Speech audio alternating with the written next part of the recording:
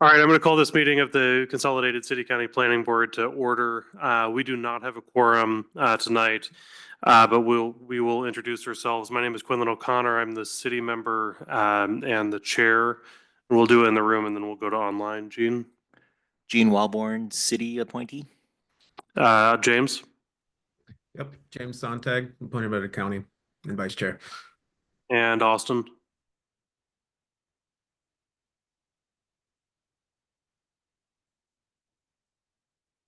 You're muted. Sorry, if you can hear me. Hey, I'm Austin. I'm the city side. Great. If any other board members do show up, let us know, please. Absolutely, Chair O'Connor. Thank you. So the first and really only item on our agenda tonight deals with the Railroad District Neighborhood Plan, adopting it into the 2019 City of Helena Growth Policy. I understand from staff that we have a presentation, and so I'm happy to pass it over to you for the presentation, and I believe the contractor is online as well, but do you want to kick us off and then we'll go from there? Yes, thank you, Chair O'Connor. I'm going to turn this presentation over to Bill Grimes of SCJ Alliance, who's the consultant hired to put this together, who put together this plan. But before I do that, I just want to express the excitement of the planning department to finally be bringing this plan forward. We are pleased with the quality, breadth, and depth of the plan that is before you tonight. And with that, I will turn it over to Bill. Great, Mr. Thank you very much. Oh, go ahead.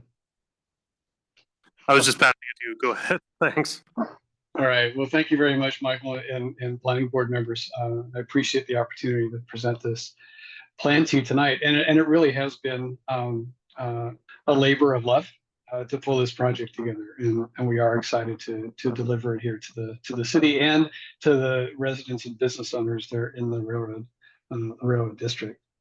So let's see if my presentation approach works here. Right. So the sub-area plan here is a creature of the growth policy that the city adopted back in 2020.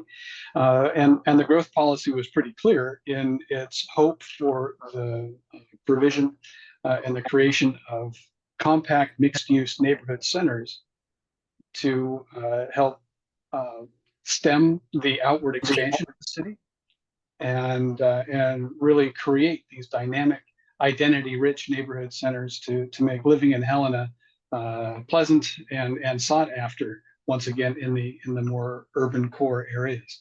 And so what we were looking to do with this in response to the growth policy direction is to make sure that we really are addressing some of the local housing needs and that we are putting together a mix of land uses that respond to existing conditions and market demands and really find a way to create these plans in a way that's pragmatic as well as compellingly visionary. So what we're hoping for here with this railroad district plan is to deliver a package just like that, where we have an exciting commercial core and a vibrant residential area along with it. The growth policy process was pretty deliberate in defining the scale and the type of different neighborhood centers throughout the community, things that might be more regional commercial in nature versus things that really have more of a neighborhood identity and feel really intensely local. And so the railroad district is one of the latter types, where we're really trying to find a way that creates a small town or a village-like feel within the larger Helena community. So this is something where we really are looking at a high level of livability, and that we are still providing for a variety of housing types in the sub area.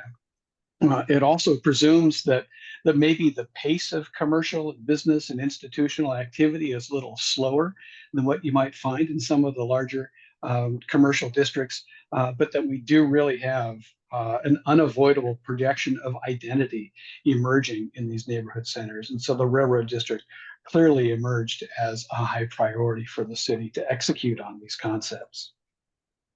Now, the city did not do this project alone. There were several folks who are acting in creating this plan, supporting it and guiding it. Certainly working with the planning board, you may remember that we met with you last spring, that would be 23, to talk about some of the ideas that were coming out of the planning process. We had just concluded our planning studio at that time. We've also provided information to the Helena Citizen Council to get some impact or input from that group and see how we might want to refine policy direction and response. And then also working closely with the school district, particularly with the Bryant School and also with Helena College, with Transportation Department, with the railroad, also with the TIF board, and with several community organizations. And we were fairly deliberate in our outreach to make sure that we had opportunities to speak with representatives of all of these people at the plan outset and as the plan was being prepared. Our first step in the process was to interview a couple dozen people who are either residents in the community or business owners in the community, or are administrative or high-placed officials with various institutions in the community, people who are really living there and have some particular insights who can really contribute to our initial understanding of the process. Then we convened a storefront studio at the NAMI offices. Thank you very much, NAMI, for hosting us. And we were there for 2.5 days in the community, hosting conversations with individuals who could drop in, publicized, and really fairly well attended. We had a series of exercises to help move along the conversation, and a bunch of other resources people could dive into as they had questions and wanted to learn more about the process, and then give us some of their ideas about what they hoped for the district's future.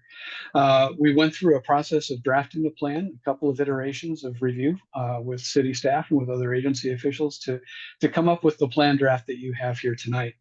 So after we have a conversation with the planning board and hopefully get your endorsement, we'll be able to go into the city commission for their official action. And I understand the trajectory takes it in as an amendment to the growth policy so that it begins to establish land use policy for the community to follow in the years ahead. So the study area was one that we were really puzzling over. Did we want to have a study area that simply mimicked the boundary of the the urban renewal district?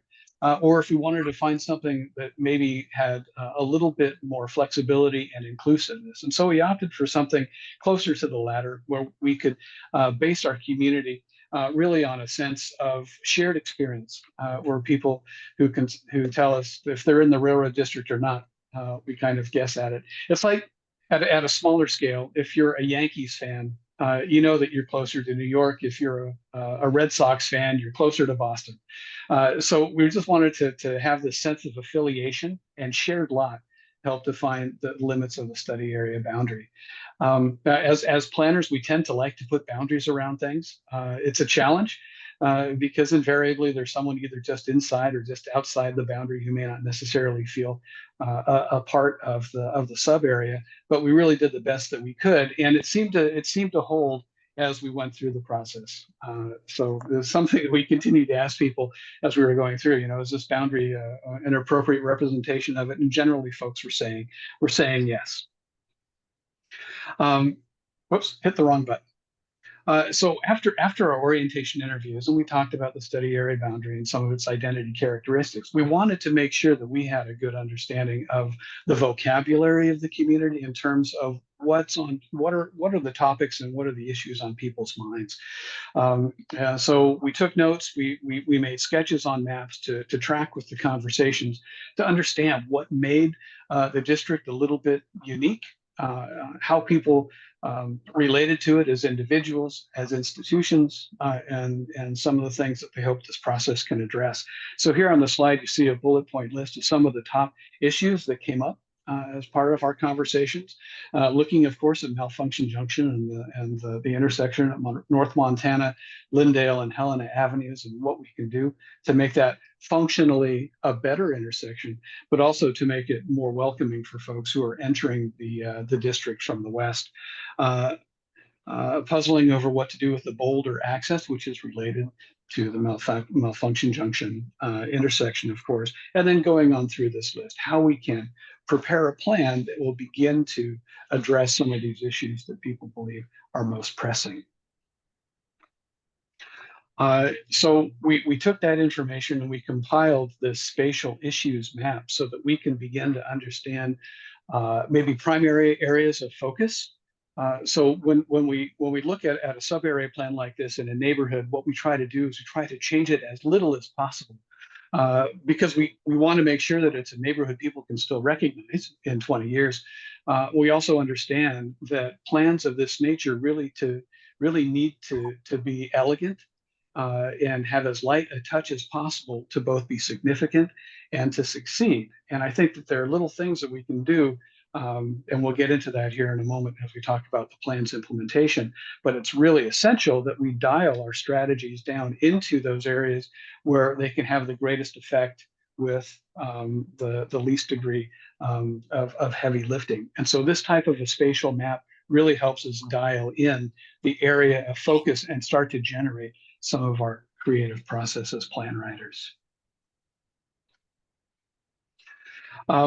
We had the storefront studio at NAMI. I'll thank them once again. And people came in and we posited 3 different scenarios. Now, we didn't expect that the scenarios would be mutually exclusive, but what we did want to do with them is to maybe test a different set of priorities and see how people might prefer one versus another. So one of our priority sets was really based on recreation. And essentially, how do we make the railroad district as family friendly as possible?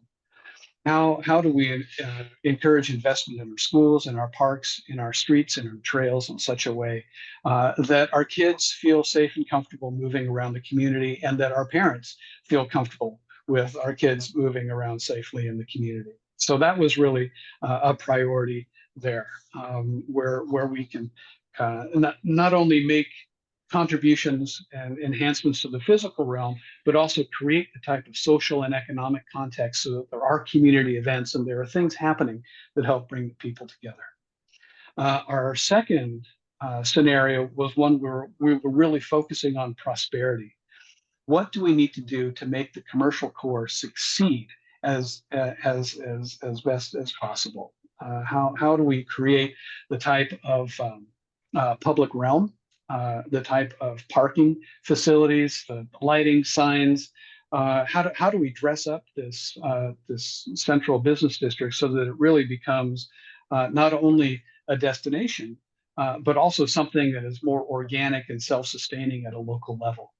So that would mean putting housing in closer into the district so that we have some built-in demand for our retail and office uses there in the commercial core. So that was scenario number 2. And then our third scenario was looking at mobility. This district is at the crossroads, multiple modes, the railroad, cars, freight, cyclists, pedestrians. I mean, it is mobility central. So how can we best facilitate transit to and through the district? And so we're looking at this scenario really emphasizing improvement of streets, improvement of sidewalks, improvement of the Centennial Trail for sure, and making sure that the railroad continues to function as a regional transportation corridor as well. So you can see how each of these 3 scenarios represents a different set of priorities. In some cases, implementation actions might align, but really, if you go wholeheartedly into one scenario, there are some things where you have to sacrifice components from maybe another scenario to achieve at the maximum. So it was a fun exercise for people to chew on and see how we might want to maybe elevate one over the others or combine them in a way that seems to get the most out of this district. So what came out of this process was a spatial vision where we're looking at creating, yes, a verbal story of the railroad district 20 years from now, but also looking at how that might play out in the physical context. And this really becomes the anchor point for the entirety of the plan and the presentation to follow. So I'll go on to the next slide, and I'll go back and forth between these slides so you can see a little bit about how this type of a verbal vision relates to a change in physical context. So if you take a look at the image there in the lower right, that is a perspective view of the district looking from the southwest toward the northeast. And you can see as you look at the center of the district, a subtle change in the built form right there along Helena Avenue and around Lindale and also in the commercial core. So really what happens between the two and what seems to make what is really the genesis of achieving this vision happens within the blue polygon of this sub-area. So if you can reflect back to our issues analysis, it also seems to coincide generally with the extent of this blue polygon. Another key component to the vision is that we have this overall view of what the railroad district may become. It's also essential to recognize the important roles that each neighborhood within the district also plays to achieve the vision. And so getting back to that sense of identity and how people relate to the space, we came up with these 7 distinct districts. We came up with the 6th Ward North, which is the old school residential area north of the tracks. We have the rail yard, which is a significant contributor to the space. Interestingly, as we were talking to people who live in the railroad district, they really appreciate the rail yard, not only as an economic engine, pardon the pun, but also that there is this auditory experience associated with the railroad that helps people be reminded of where they are in the historic legacy of the district. And that was one of the things actually that became the outer limit of our sub-area definitions. How far away can you be and still hear what's going on in the rail yard? So then we also have what we're terming as the depot district, which is the core commercial area and the land immediately surrounding it. What we're calling the trades district, which is something of like warehousing district on the south side of the railroad tracks to the east of the commercial core. 6th Ward South, the residential area, newer era development, also including several of the schools in the district, and then the corridor district, which consists of US Highway 12, Helena, west of the district, and the North Montana Avenue extending north towards Cedar. And then lastly, we have the recreation district, which is Kendrick Field, where the Centennial Trail ends now. Some warehousing, but also a brewery. So I mean, there's kind of a playful, still highly functional and pragmatic aspect in this neighborhood too, but it still has a sense of an emerging recreational complexion. So those are the 7 districts that we started to, or sub-districts, neighborhoods that we thought combined to really create some of the functional characteristics of the railroad or Midtown or 6th Ward portion of town. So as we played this out a little bit more, we found that there were several principles that the urban renewal plan put forward that are still consistent today. So even though that plan is several years old, it's still relevant in the minds of many of the people who are participating. And so we're echoing those principles here in the sub-area plan, where we're looking to emphasize the district's historic importance, increasing property utilization and function, expanding and diversifying the district's economy, addressing public infrastructure needs, and providing for public and environmental health. So these things are still as valid today as they were when the urban renewal plan was written, and they become really part of the touchstone for this sub-area plan.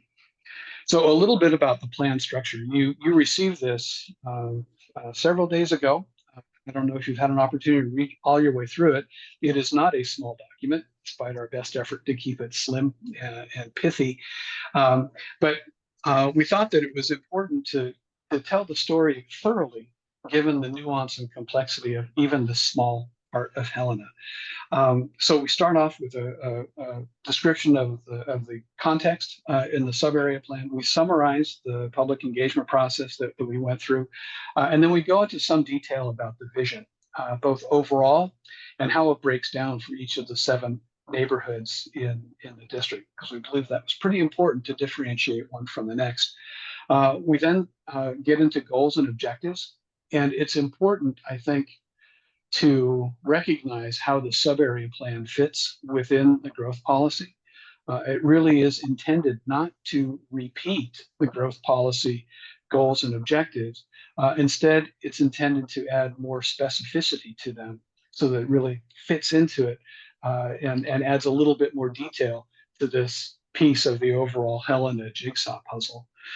So there may be some things you think we should say in the sub-area plan, but you may find that they're already said in the growth policy. So we didn't want to repeat that. We just wanted to complement it with things that were unique to this sub-area. We also have a plan chapter here that explores the implications of these policy initiatives, the what ifs.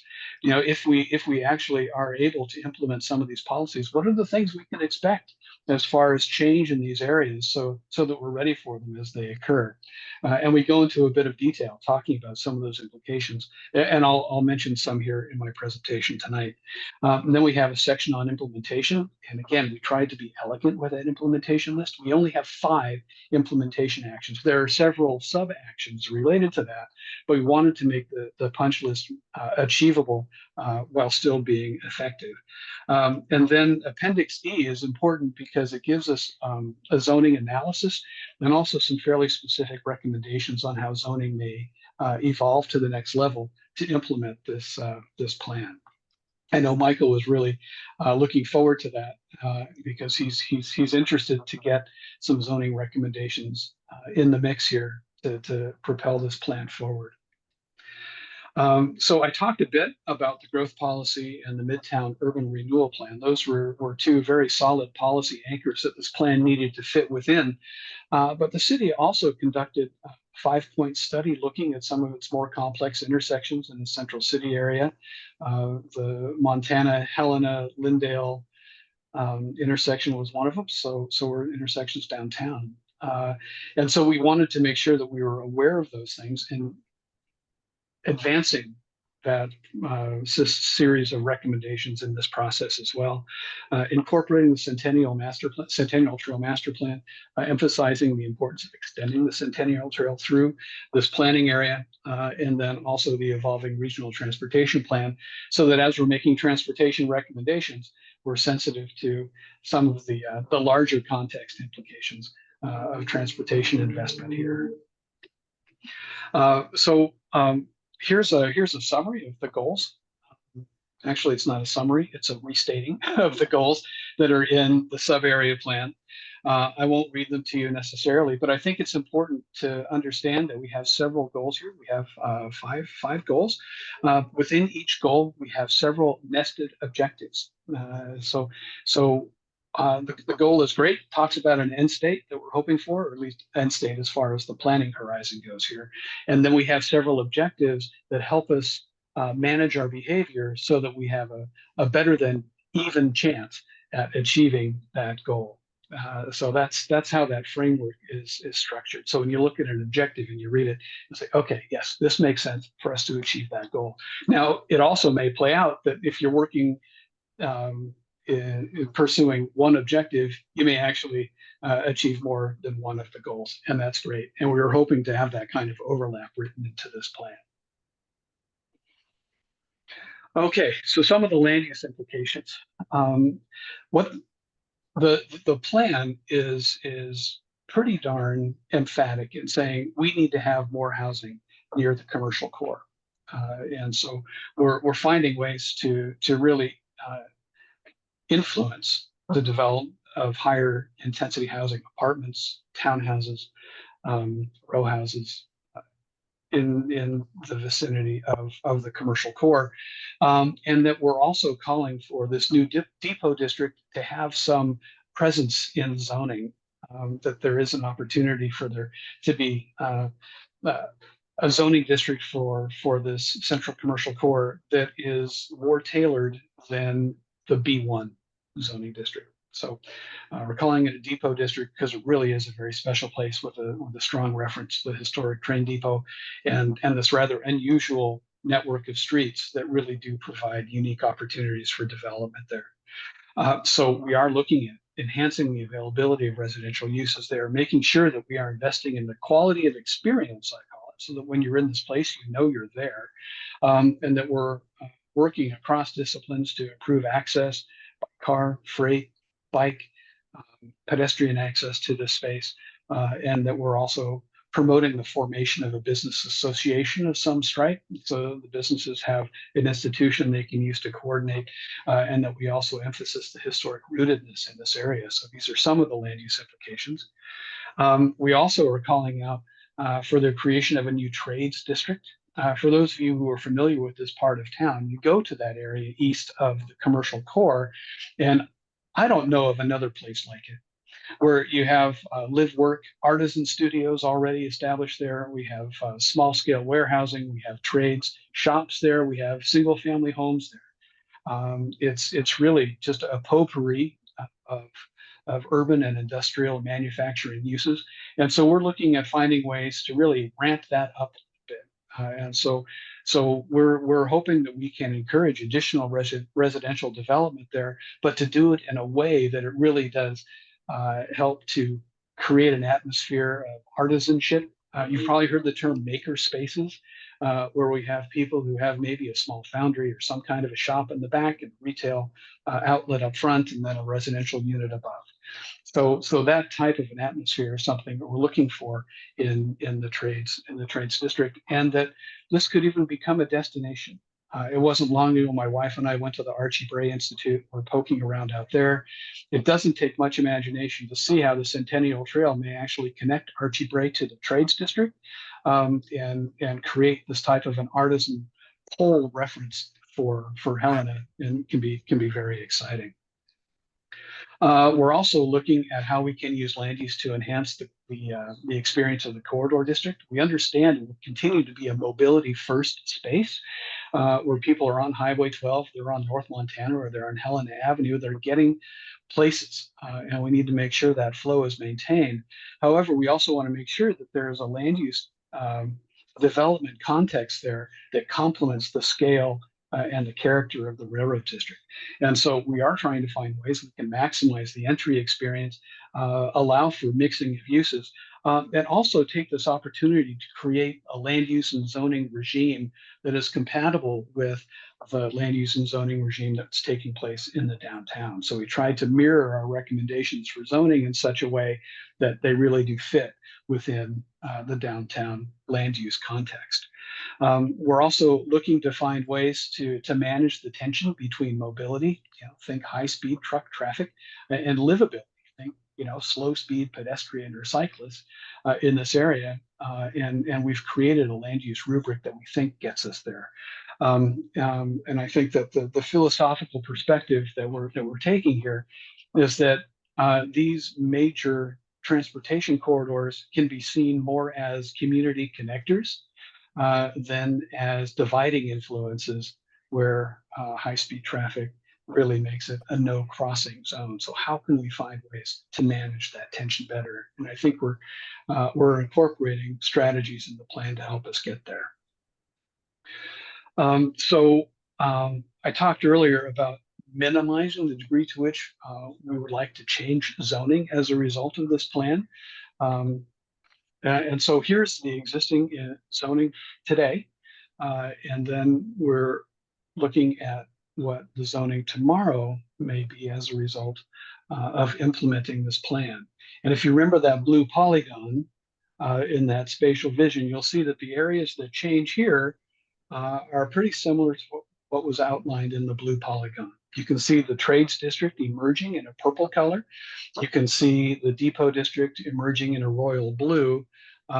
And then some parcel by parcel suggestions and ways that we can get higher intensity residential development to occur along the edges of both the trades district and the depot district. So areas there that were R2, which is that lighter yellow, become R3 or are incorporated in the depot district to help get more of a mix and higher intensity development right there, generally on the south. So that's our zoning recommendation. Again, trying to do it with a light hand and really focusing the change in those areas where it's going to make the most impact. So transportation implications. As we were going through this process, conversation about the potential roundabout in Montana, Lindale, and Helena really heated up. And so this plan has incorporated that roundabout. and is advocating for it. We're also looking at ways to get the Centennial Trail extended through the site, so it moves from Kindred Field to the west, all the way through this district, definitely crossing North Montana Avenue at some point, and then joining up with Centennial Trail right there underneath Interstate 15 and connecting through to East Helena. So that is an important part of this plan as well. And you see the street illustration above. We were toying with ideas that we could actually accommodate the Centennial Trail on Lyndale Avenue, so that we don't necessarily have to fight with too much additional right-of-way acquisition to make the trail contiguous through the space. But we still need to figure out a trail alignment, and that's on the horizon as one of this plan's implementation exercises. We're also recognizing that Robert Street now is being used as a multimodal corridor. It is busy at 3 o'clock in the afternoon as people are coming back from school.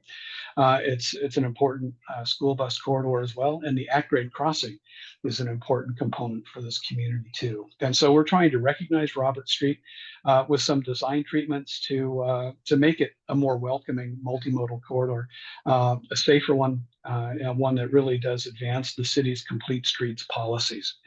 The brick road is a phenomenal character definer in the commercial district, but it doesn't belong to the city.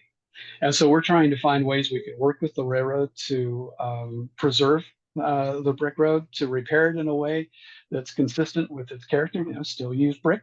But it is largely outside of the city's control. We're hoping that the plan's policy direction and power of pros can influence the railroad's behavior there. Overall, we're looking at streetscape enhancements so that we do increase the quality of experience, particularly in the depot district, so that it does welcome visitors and create a suitable environment for mixed-use residential to also occur there, not commercial alone. Maintaining the Roberts at-grade crossing, accommodating a grade-separated crossing from North Montana, if that's the way that it goes, and then finding ways that we can manage the Boulder Avenue turn restrictions by basically closing off left turns and taking advantage of the roundabout to enhance Lyndale Avenue as a corridor entry. So lots of interdependent recommendations here between land use and transportation. There are also several economic development implications. Economic development, increased commercial prosperity has been just an underpinning theme throughout this process. And folks are telling us that the district's historic character really is key to that getting the Centennial Trail to and through the district, improving access are critical, and that having an instrument to help the businesses work together and direct improvements and invest with focus in their district is something that people were interested in as well. So we were hoping to be able to incorporate that in the plan, and also to recognize that change, particularly in an already developed or infill circumstance like this, happens incrementally, that we're probably not going to see a large silver bullet project in here that's going to acquire blocks and blocks and redevelop it. We need to have a plan that's sensitive to people, individuals making decisions, investment decisions, one parcel at a time to make this come together. So our implementation steps really break into these 5 categories. One is putting emphasis on community improvement, abating decay where it works contrary to the plan's objectives, finding ways to help the local businesses organize, establish a business improvement district, perhaps. Prepare a streetscape plan, concentrating on the depot district, but also maybe looking at Robert Street and some of the other important arterials so that we can create the kind of environment that is appropriately handling all modes of traffic and integrating that into the city's non-motorized strategy overall. Making sure that we do commit quickly on the Centennial Trail alignment conversation, that we design it and we build it.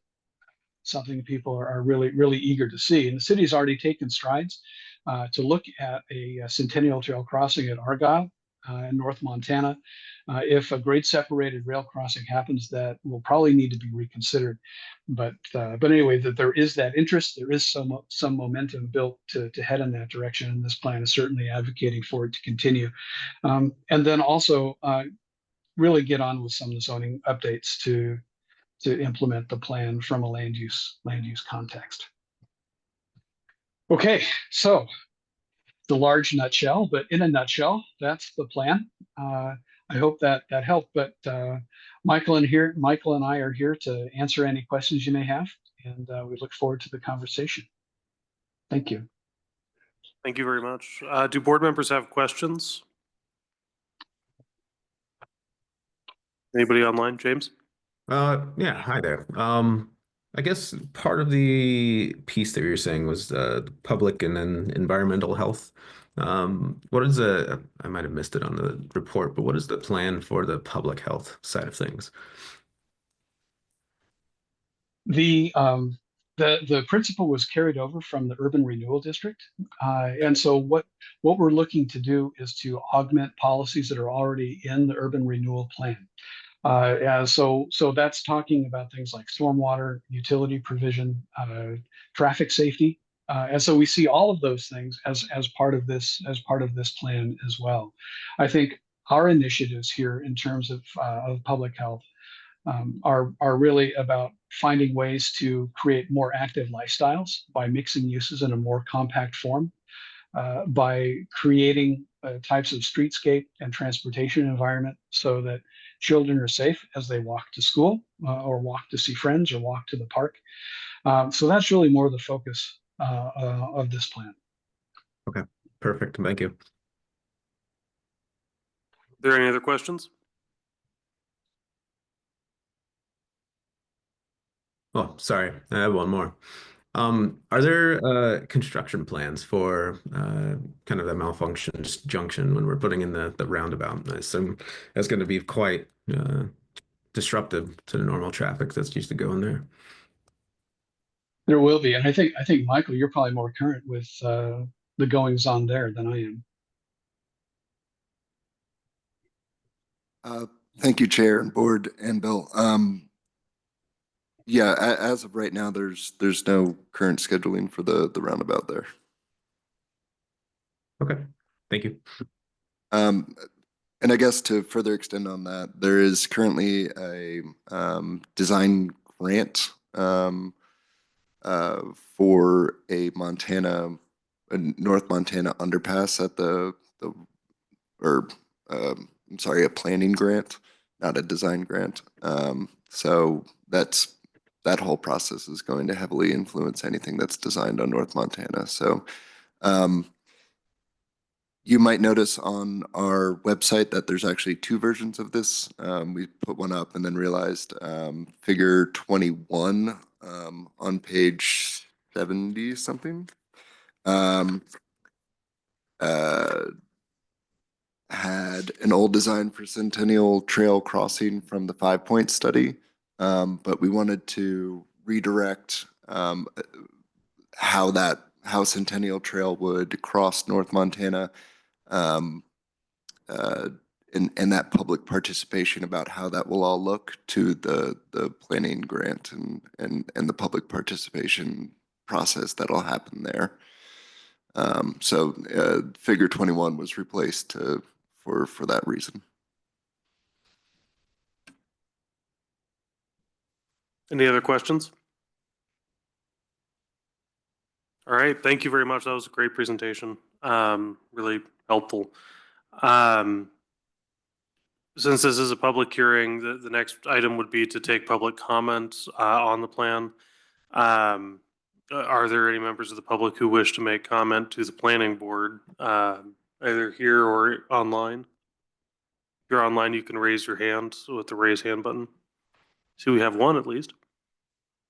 Mr. Andrew.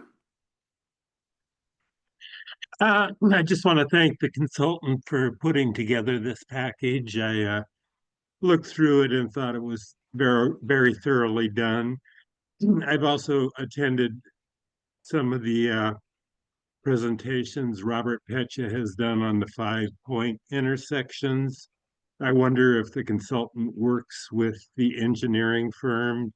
I know they probably have done a traffic study and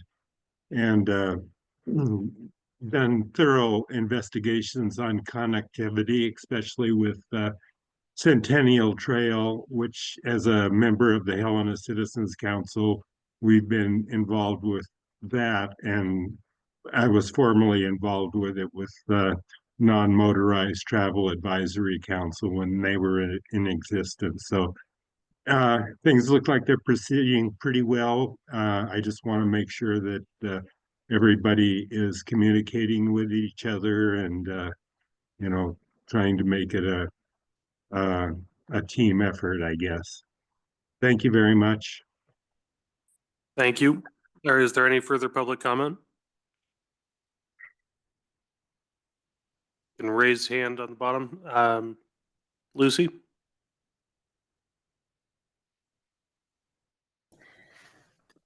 Hi, my name is Lucy Richards, and I am the chair of the Helena Planning Commission, which is part of the Forward Helena Land Use Planning Project. And I just wanted to thank everyone here for all the work you've done on this, as this will all ultimately factor into that commission's work. So thank you. Thank you. Any further public comment? Last call for public comment. All right, we will close public comment for tonight. Because there isn't a quorum here, we are unable to take action, so we won't close public comment formally until our next meeting when we are able to take an action. So if folks do want to make public comment, we'll make time for that at the next meeting as well. And board members who are not present will be asked to, and I would expect that they would review the presentation that was given tonight and the public comments that we did receive as part of that. And then, of course, we'll be here for the next meeting as well. Does staff or does Mr. Grimes have any final comment they want to make before we move on to the next agenda item? Looks like no for Mr. Grimes. Thank you, Chair and Board. Not at this time, thank you. Great, thank you. And thank you, Mr. Grimes, for joining us tonight. That was a great presentation. Well, it was my pleasure. Thank you. The next item on our agenda is other business. Is there any other business? Not aware of any? Not aware of any other business tonight. Perfect, thank you. So our next scheduled meeting is Tuesday, January 21st of 2025. We're already into a new year.